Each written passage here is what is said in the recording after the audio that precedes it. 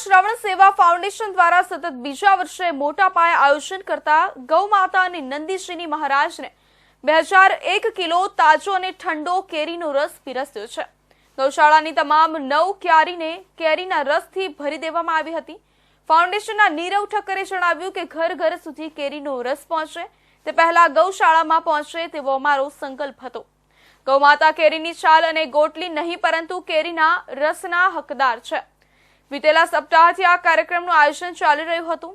સારી ક્વોલિટીની કેરી ખરીદવાથી લઈને ગૌ માતા નંદીજીની આરોગ્ય ત્યાં સુધી કેરીનો રસ ઠંડો રહે ત્યાં સુધીના કાર્યમાં 20 જેટલા શ્રવણ સેવકોએ દિવસ રાત જોયા વગર મહેનત કરી છે।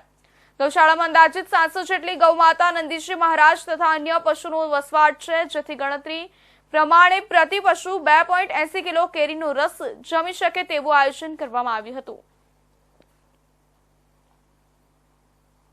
જય જલારામ શ્રવણ સેવા ફાઉન્ડેશન દ્વારા ગૌ માતાને તાજો અને ફ્રેશ 2001 કિલો કેરીનો રસ અર્પણ કરવામાં આવ્યો। જે કેરીના રસ માટે અમે માર્કેટમાં જઈને ફ્રેશ કેરીઓ ગૌ માતા માટે રસ કાઢવા માટે લઈને આવેલા અને એ રસમાં 9 ડાઇનિંગ ટેબલ ભરીને ગૌ માતાને કેરીનો રસ અર્પણ કરવામાં। ગૌ માતાને આમાં 33 કોટી દેવી દેવતાનો વાસ છે। હંમેશા ગૌ માતા માટે આપણે રોટલા અને કેરીના છુલકા ખાવા માટે નથી, ગૌ માતાને આપણે કેરીનો રસથી પીવડાવી શકીએ, કારણ કે ગૌ માતામાં 33 કોટી દેવી દેવતાનો વાસ છે। જય જલારામ।